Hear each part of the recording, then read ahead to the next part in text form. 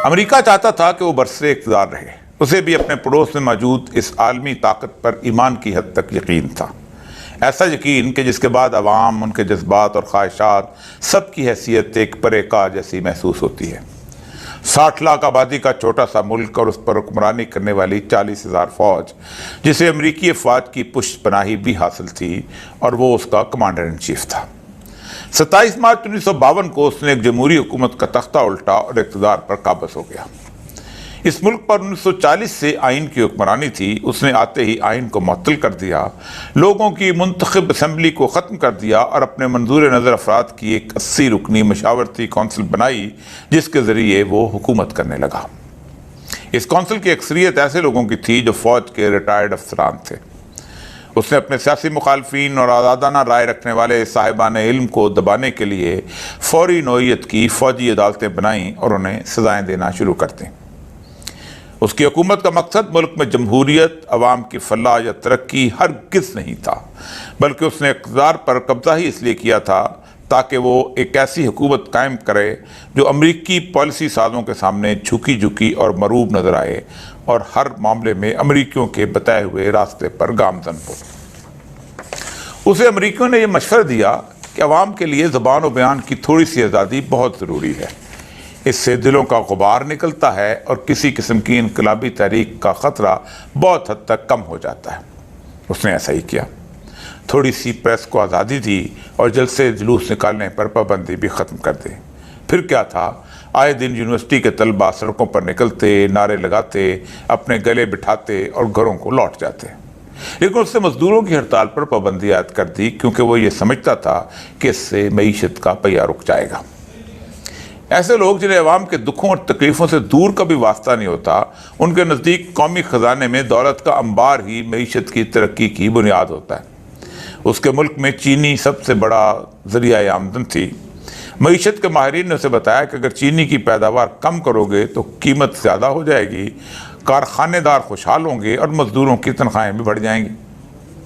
यूँ ज़बरदस्ती चीनी की पैदावार 70 लाख टन से 50 लाख टन कर दी गई, जिससे सिर्फ चंद लोगों की जेबें भरी गईं और लाखों काश्तकार और मजदूर बेरोज़गार होकर रह गए। आमरों का एक और अलमिया ये भी होता है कि उन्हें खूबसूरत मकानात, महल्लात, स्कूल, कॉलेज, सड़कें, अस्पताल और प्लाजे ही तरक्की का मायार नज़र आते हैं।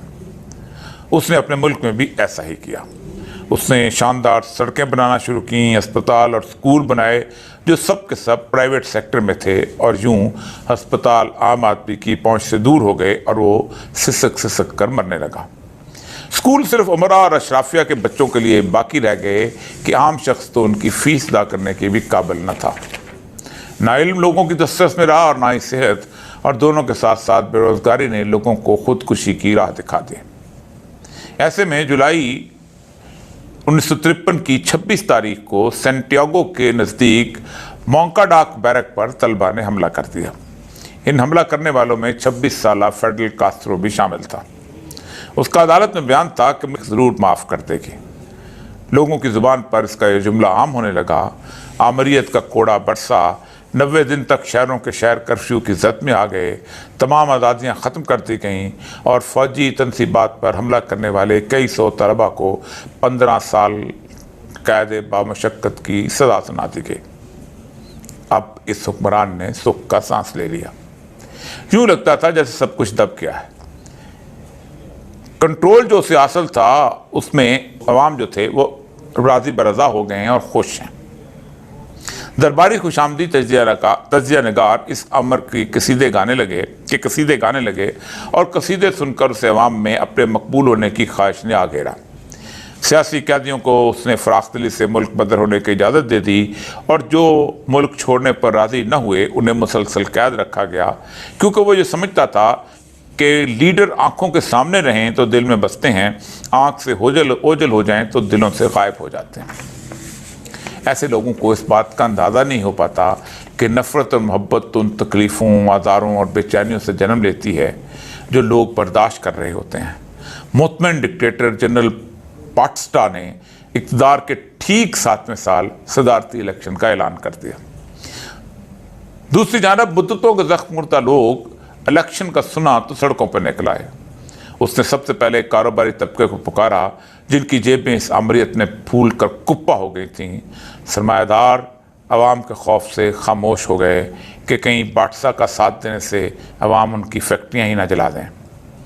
ये मुल्क था क्यूबा, जिसके चर्च ने भी उसे तहरीक के लीडरों से मफाहमत के लिए कहा और बताया कि हम अवाम की नब्ज़ देख रहे हैं, अभी भी वक्त है, तुम समझ जाओ।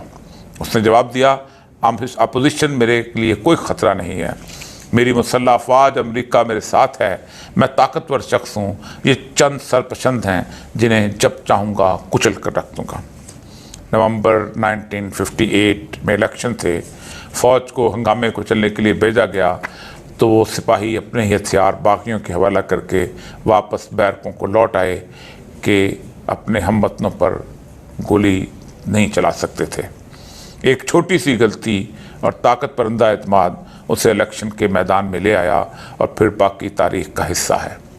इलेक्शन का दिन यूँ तो अवाम की राय का दिन होता है, लेकिन जैसे इस राय को ताकत से बदलने की कोशिश की जाती है तो अवाम सब कुछ उलट कर रख देते हैं। बादशाह अमेरिका की तरफ लपका, लेकिन शायद उसने गुज़श्ता 100 साल की अमेरिकी तारीख को नज़रअंदाज कर दिया था। वो भूल गया था कि जब किसी मुल्क में अवाम का जम्मे खफीर उठता है तो अमेरिका सबसे पहले उस जैसे आमरों से आंखें फेर कर दूसरी सिमत हो जाता है। अमेरिका के दरवाजे खटखटाता बादशाह मायूस और नाकाम हुआ तो एक दिन 31 दिसंबर 1958 की रात तारीकी में मुल्क छोड़ गया। उसके जाने के बाद 2 जनवरी 1959 की सुबह तुलू हुई तो पूरे मुल्क में उस शख्स को अच्छे नाम से याद करने वाला भी कोई मौजूद न था। इक़्तिदार के ऐवान में अब पिसे हुए लोगों के हाथ पहुंच चुके थे। ताकत के बल पर हुकूमत हासिल करके इक़्तिदार को तूल देने वालों का ये अलमिया होता है कि वो लोगों की खामोशी और सब्र को अपनी मकबूलियत का ग्राफ समझने लगते हैं। लेकिन यह खामोशी इतनी मुहीब होती है कि उसके नीचे उबलते आतिशफ़शां की तरह दहकती हुई आग हुक्मरानों को कभी दिखाई नहीं देती और ना ही अवाम के अंदर छुपा हुआ शोर उनके कानों तक पहुंचता है। फिर एक दिन अचानक अवाम के हजूम का एक लावा उबलता है, फिर ना ताज बाकी रहता है और ना